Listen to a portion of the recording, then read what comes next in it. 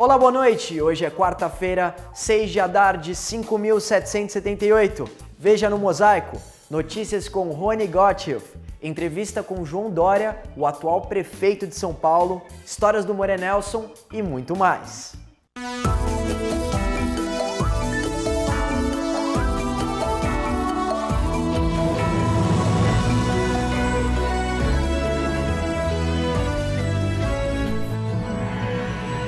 No oferecimento do Hospital Albert Einstein, vamos às notícias e comentários da semana com Rony Gottschalk. Fala, Ronão!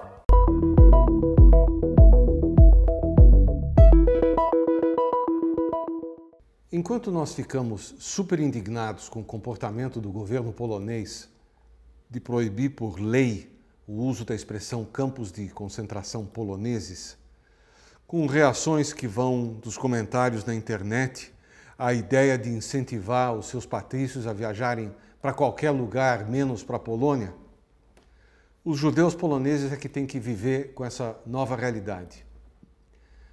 A presidente da comunidade judaica de Varsóvia, Anna Shipczynska, por exemplo, é da opinião que, embora muito preocupante, a melhor coisa a fazer nesse momento é apoiar a comunidade judaica na Polônia e o seu crescimento. Já o rabino-chefe Michel Schudrich conta que é a primeira vez, em seus 27 anos no cargo, que ele recebe tanta gente se perguntando se ainda há lugar para eles nessa terra em que seus antepassados viveram por centenas de anos. E minha resposta, diz ele, é que cada um deve decidir por si próprio se deve perseverar ou ir embora. Eu concluo com a opinião do pessoal que organiza a Marcha da Vida, aquela viagem que você passa pela Polônia, entende o que foram os campos de extermínio e depois vai a Israel ver o que o povo judeu construiu de lá para cá. Dizem eles que a melhor maneira de enfrentarmos essa tentativa polonesa de reescrever a história é trazer o maior número de pessoas para conhecê-la e para ter uma visão clara do que foi a Polônia antes, durante e depois da Segunda Guerra. Chegou a hora do Mosaico Online dessa semana. Pode rodar!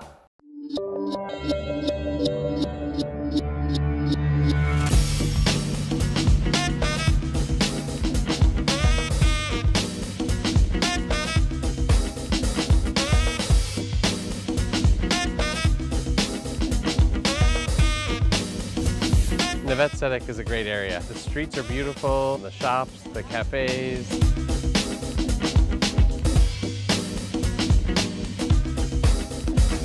I find this to be a very kind of bohemian feeling town. Some of the shops seem very chic, ballet centers and a lot going on. Is very much like a little Paris. A 5-minute walk away and it's very, very different.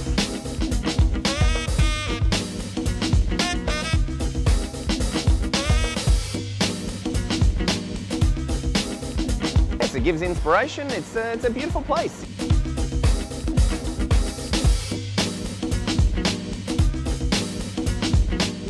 Nós vamos para um rápido intervalo e logo depois uma entrevista muito especial com o prefeito da cidade de São Paulo, João Dória. Você não sai daí!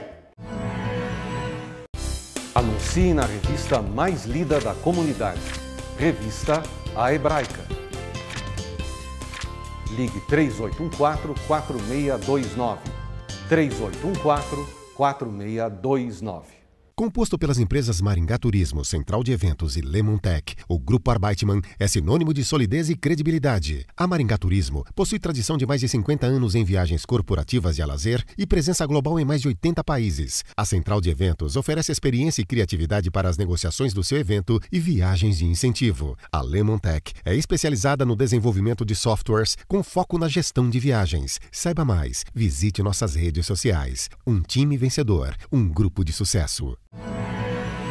Amigos do Mosaico, essa é uma oportunidade, eu vou dizer, rara e excelente para nós conhecermos uma das personalidades mais importantes do país.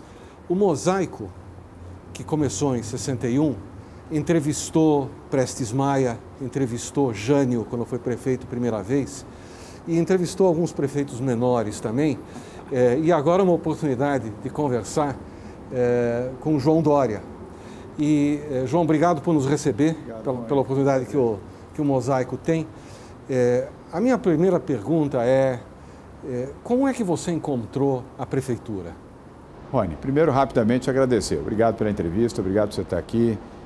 Eu tenho profunda admiração pelo programa, por você, pelo seu pai, pela história.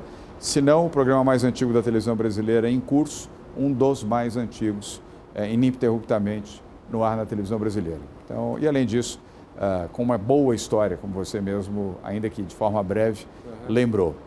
E um canal de comunicação com a comunidade judaica, com a qual eu tenho uma relação histórica também, pessoal e de amizade, de tantos e tantos anos, como tenho com você. Então, estou muito feliz de estar aqui. Eu tomei a decisão de disputar a Prefeitura de São Paulo no primeiro semestre de 2016. Quer me ver aumentar a minha vontade, determinação, capacidade de trabalho, reduzir ainda mais o meu tempo de sono, diz para mim que não vai dar. É aí que eu vou, que nem um leão atrás. A minha vida inteira eu fiz isso. Você conhece a minha vida, nós nos conhecemos quase 40 anos de convivência. Eu sempre fui um leão. Eu comecei do zero a minha vida no setor privado também. Meu pai, infelizmente, não pôde nos deixar nenhum bem, nenhuma propriedade. Deixou, aliás, o maior bem que um pai e a minha mãe poderia deixar, a lição moral, a lição deles de vida, de sacrifício e o exemplo de hombridade, de honestidade e de amor ao Brasil. Foi o melhor que eles puderam nos deixar. E ainda bem, quantos pais deixam dinheiro e não deixam essas boas lições, né? Então, eu sou um leão e, como leão, disputei a eleição e ganhei. Daqueles 2%, há 65 dias, terminei a eleição, você se lembra, e quem está nos vendo aqui também, com 53%. Ganhei no primeiro turno, primeira vez na história eleitoral de São Paulo, em 28 anos, desde que as eleições passaram a ser em 2 turnos. Nunca havia um prefeito conquistado a eleição em um único turno. Disputei e venci. E por que eu disputei? Por que tanta garra, tanta vontade? Porque eu amo o meu país, Rony. E eu vi o desastre que fez o PT, do Lula e seus comparsas no Brasil. Eu não quero mudar do Brasil. Eu não quero que os meus filhos tenham vergonha do Brasil. Como você não deseja que os seus filhos, que os seus amigos, que as pessoas que você gosta, você que está nos assistindo agora, tenha vergonha de dizer que é brasileiro. Durante aquele período do Lula e agravado com o período da Dilma, nós tínhamos vergonha de dizermos que éramos brasileiros. Você ia ao exterior, depois da deposição da Dilma, pelo impeachment legal, constitucional, você tinha vergonha, porque era a imagem do corrupto, país de corruptos. Um presidente e uma presidenta que roubaram só da Petrobras 50 bilhões de dólares, fora o assalto a outras empresas públicas, fora o assalto em autarquias, em ministérios, em contas no exterior, em joias, em automóveis, sítios, triplex e pedalinhos. Essa bagunça que você menciona, você encontrou na prefeitura também? Menos. Eu tenho que ser justo em relação ao Fernando Haddad. Eu estou em outro campo, meu campo não é o campo dele. Mas ele não foi desonesto na prefeitura de São Paulo. Ele não foi um bom prefeito, mas desonesto não foi. O que, aliás, Rony, é uma raridade em se tratando de PT. Convenhamos que alguém ser honesto num bando de criminosos, de assaltantes, é muito raro. Existem. O Fernando é um exemplo disso. Nem todo petista é desonesto, nem todo petista é ladrão. Mas os que lideraram e ajudaram a compor e a formar esse partido, quase todos roubaram e ajudaram a roubar. Que tal, após essa sua primeiro ano, um pouco mais de administração, que tal ser o prefeito da cidade mais importante do país? Muito bom. Boa pergunta. É muito bom. Eu tenho o privilégio de ser prefeito da maior cidade brasileira, a cidade onde eu nasci. Meu pai era baiano, veio para cá pobre, com dificuldade, para ganhar a sua vida. Enriqueceu e depois perdeu tudo, porque foi parlamentar, foi exilado no golpe de 64, ficou 10 anos longe do Brasil e perdeu tudo. Ninguém sustenta uma vida 10 anos longe do seu país, na década de 60, não tinha internet, não tinha computadores, perdeu tudo. Só não perdeu a dignidade e a hombridade de ser brasileiro e ser um bom pai. E minha mãe também, que como guerreira, nos criou aqui na ausência do meu pai como uma boa mãe, como uma mãe judia, inclusive, que defende os seus filhos, luta pela educação, luta para alimentar os seus filhos. E eu tenho um enorme prazer em ser prefeito de São Paulo. Eu amo a cidade de São Paulo, amo o que eu estou fazendo, tenho paixão por fazer o que eu faço. Aliás, ninguém que não tem paixão trabalha 15, 16 horas por dia, todo dia. E é o que eu trabalho, inclusive sábados, domingos e feriados. Eu ia lhe perguntar, você trabalha 16 horas por dia para a cidade de São Paulo? E se alguém tiver dúvida, teste, cheque, qualquer dia, escolha qualquer dia, qualquer hora e faça essa checagem para ver se eu trabalho mesmo ou não. Agora, eu não sei se feliz ou infelizmente, o prefeito sozinho não consegue mudar tudo. E ele trabalha 16 horas por dia, mas muita gente que devia estar interessada, apaixonada pela cidade, não o faz. Isso cria uma dificuldade? Isso é causa de frustração? Pouco, porque da equipe todos trabalham muito, Rony. Não trabalham 16 horas, não posso impor a uma equipe que trabalhe 15, 16 horas por dia.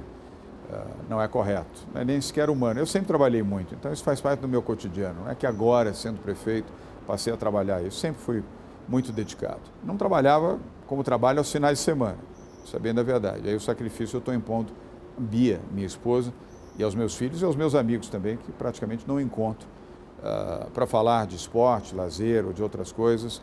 Minha vida está totalmente hoje dedicada à cidade e à administração da cidade. Mas o time é bom, então isso ajuda bastante. Ainda que você possa ter pessoas dentro da estrutura, a prefeitura tem 129 mil funcionários. É o equivalente às maiores empresas brasileiras. Se você pegar as 10 maiores empresas brasileiras, elas terão entre 100 a 160 mil funcionários. É exatamente o que nós temos sob a nossa gestão em São Paulo. O que me frustra é a burocracia, é o excesso de regras, de demandas, de desconfiança. Tudo passa pela desconfiança, nada é declaratório. Você é o Rony, então você vai ter que me provar que você é o Rony. Então você vai me trazer conta de luz, conta de telefone, o seu endereço, 4 testemunhas, vai ter que pôr o seu polegar, vai ter que trazer um histórico dado pela sua mãe, pelo seu pai. Mas estou exagerando, evidentemente, mas é assim, isso é um absurdo. Enquanto se roubou no Brasil, como nunca se roubou, a burocracia é infernal, infernal. É um atraso de vida no Brasil, atraso de vida na gestão pública. Você quer comprar um medicamento, 90 dias.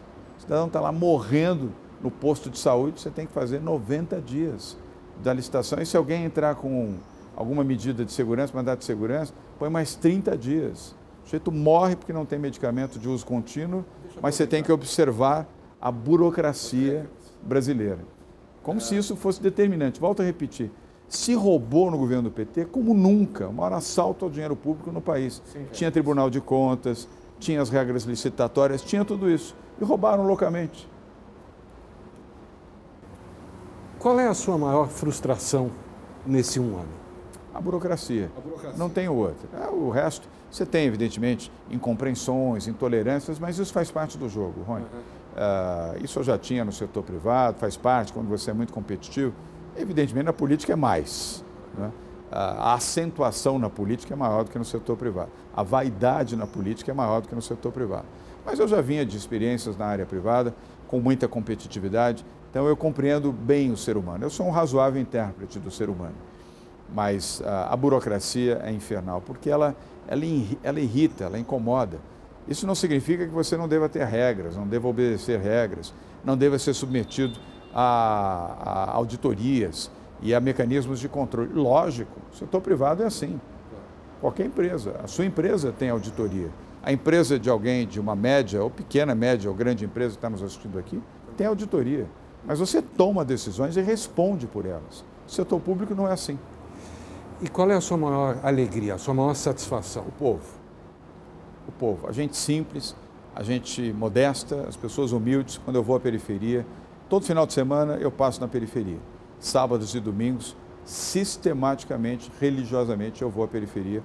Todo sábado, todo domingo e nos feriados também.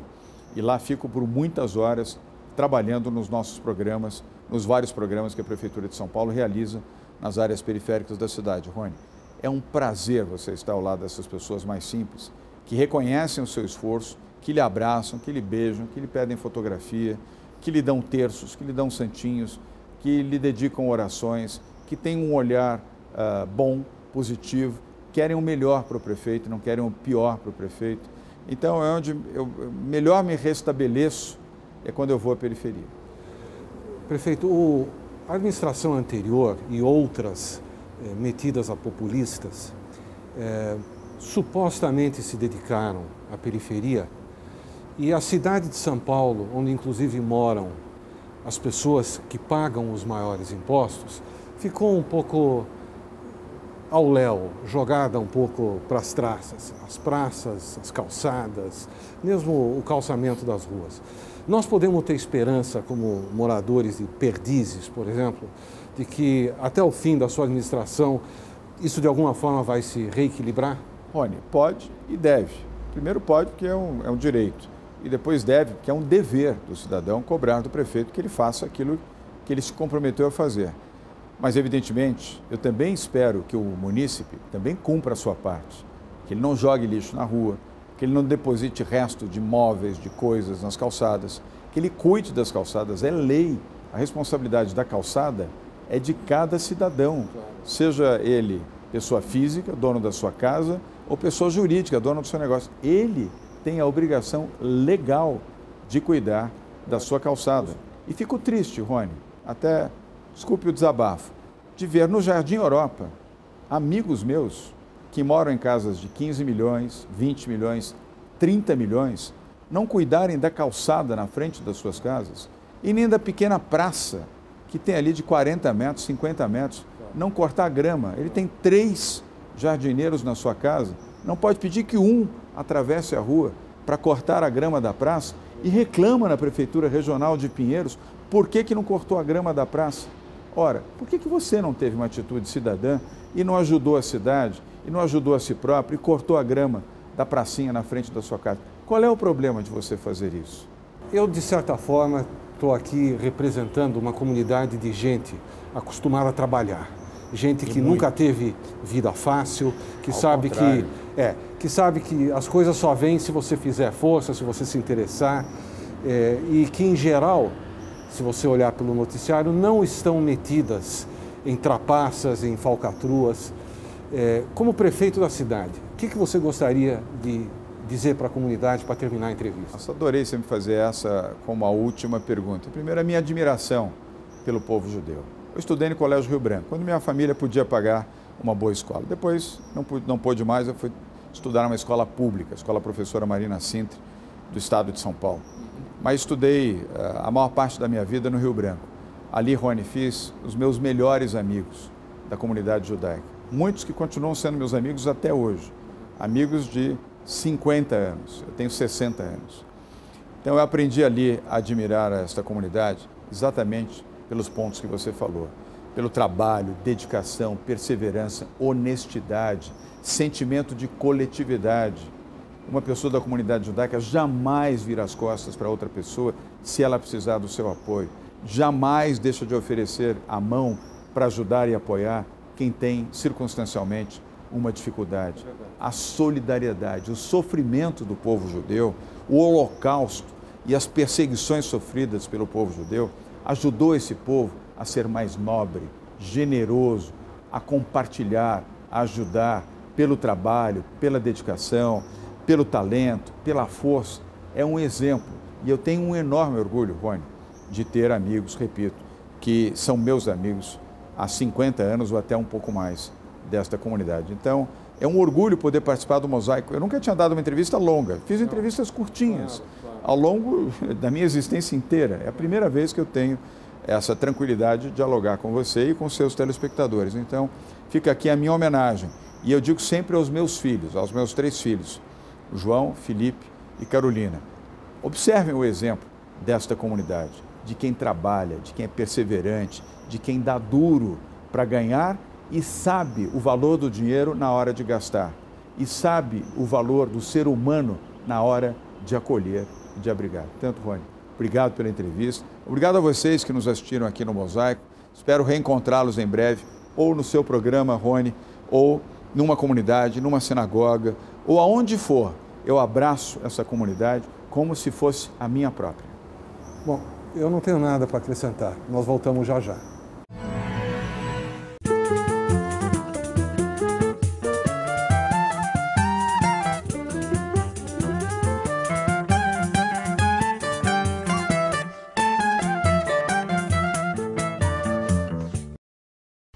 O programa Mosaico na TV tem o apoio de Banco Safra, tradição secular de segurança. Com a Tribuna Judaica, você se mantém sempre informado sobre todos os acontecimentos da nossa comunidade no Brasil e no mundo. Assine a Tribuna Judaica e não perca nada do que acontece. Ligue 0800 55 10 18. O assunto da vez é casamento no quadro Histórias do Moré Nelson. Fala, Moré!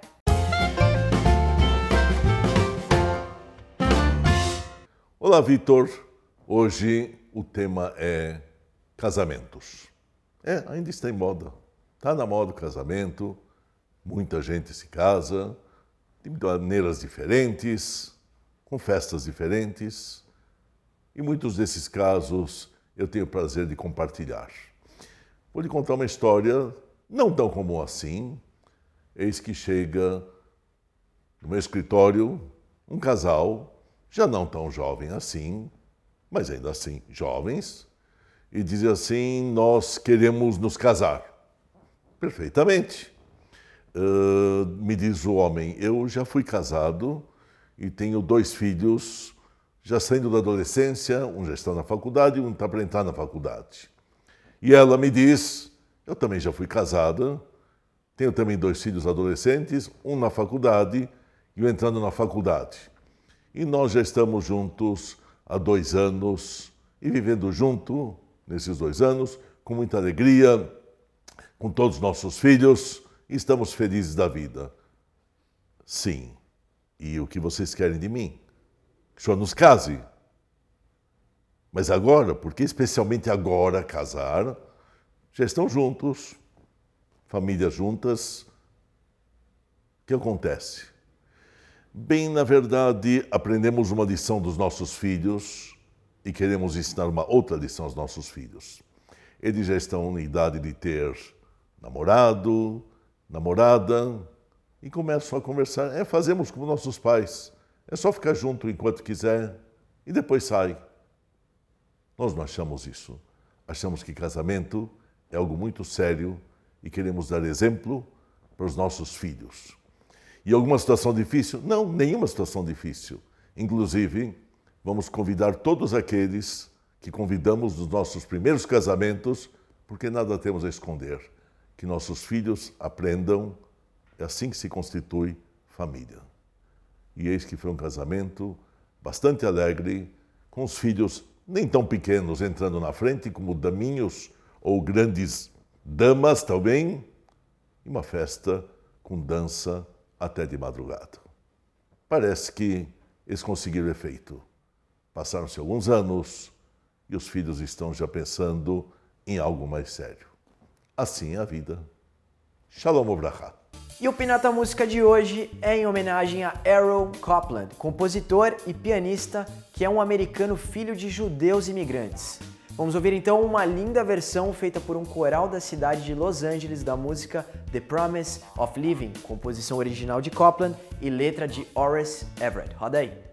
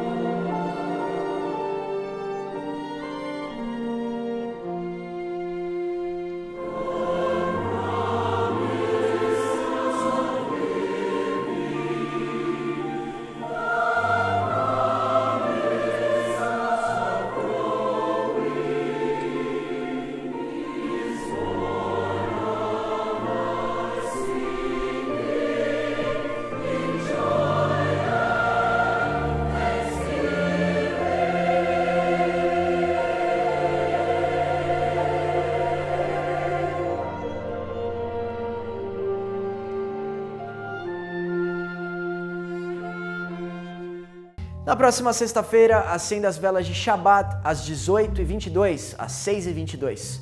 Nossa sugestão de Kabbalat Shabbat é no Beitel, Rua Caçapava, 105, Jardim Paulista. E o Mosaico dessa semana fica por aqui. Muito obrigado pela companhia. Até semana que vem. Shalom e Leitraot. Tchau!